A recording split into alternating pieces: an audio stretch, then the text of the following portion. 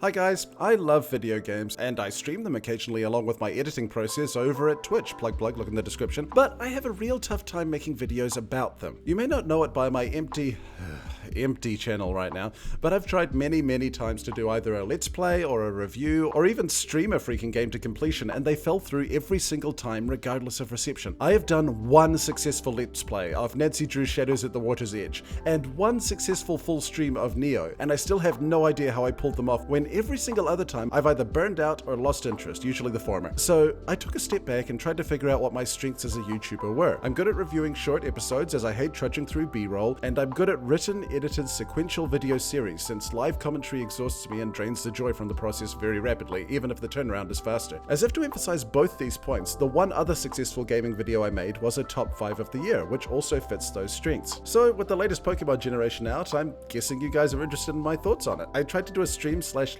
play of Legends Arceus, but as mentioned before, the constant talking took all the joy out of it and I burned out after a handful of episodes. I don't want that to happen again, so I came up with an idea that will hopefully give us all what we want. I'm surprised I didn't think of it sooner. I'm going to review Pokemon Violet hour by hour. Yep, I'm basically going to play the game normally, record it, and then review each hour of play like I would an episode of a TV show. The closest I can think of to this style is maybe the Spiffing Brit, but he doesn't review the whole game piecemeal like I'm planning to. I feel like this kind of review/playthrough hybrid isn't all that well represented in this admittedly oversaturated part of YouTube, so we'll see how it takes off. Oh, and don't worry about the channel getting nuked again. The Pokemon Games IP isn't owned by ShowPro, that's just the anime. And while obviously I'll be taking precautions, Pokemon gameplay seems to be relatively fair game on here. So let's go.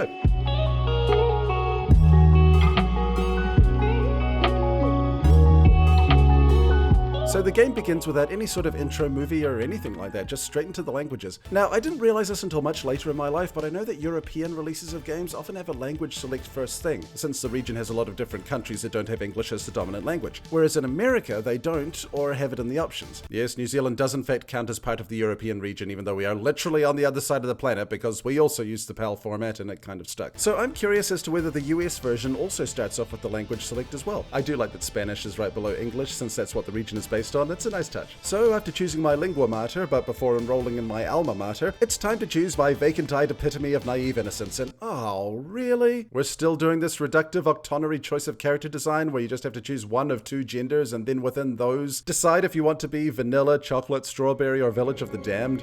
Fine, I guess I'll be Senor Generico. What an absolute... Oh no.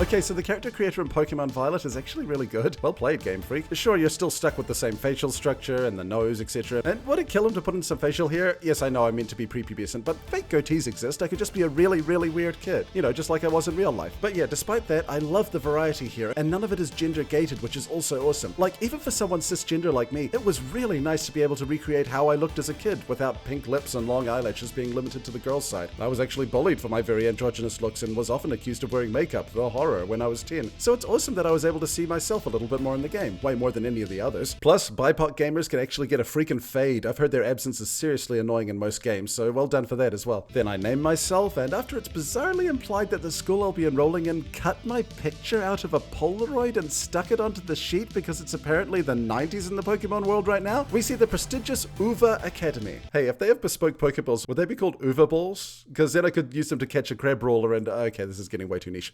But yes, we get the state propaganda for the school that I can't help but read in an old-timey radio announcer voice. Leading the way into the future, while valuing our individuality. Join us in the fight against communism. Ignore the Trotsky statue, that one was a gift. Then we meet the St. Peter to our Clamperly Gates, this time played by Andy Warhol, who's a little too proud of his collection of Premier Balls. They sell for like $1, dude. They aren't that special. He also looks like he might believe the world to be imperfect, but it's still too early to say. He's actually not even a professor. He's Director Clavel, who tells us about the mission statement of the...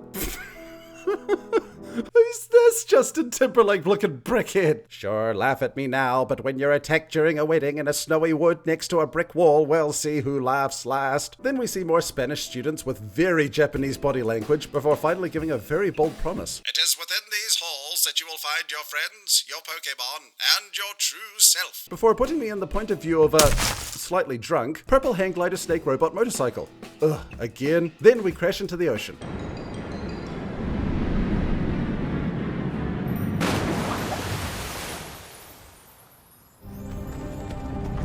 Hey, you.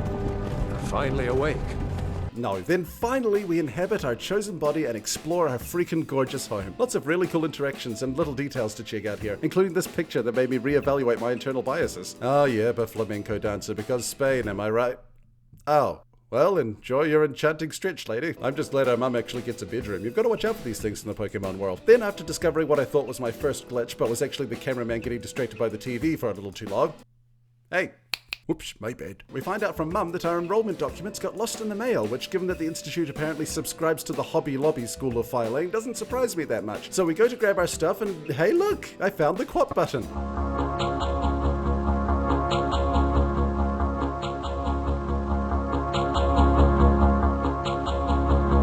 After putting on our backpack and regulation black booby hat, we find and open our adventure guide. Press X to open the main menu. Press save to save. Then we close our adventure guide. And Clavel is all, much as I would love to continue watching the All Sandwiches All Day channel with your smoking hot mother, kindly come outside for one last thing. The hardest decision in your life. Neat. In a cool twist, you don't actually choose your starter yet. First you run around with them for a while before deciding. That's neat. Then we get our actual first Pokemon, Rotom, who lives in our phone and will never fight for us under any circumstances, and find out what the quap button is actually meant to be used for.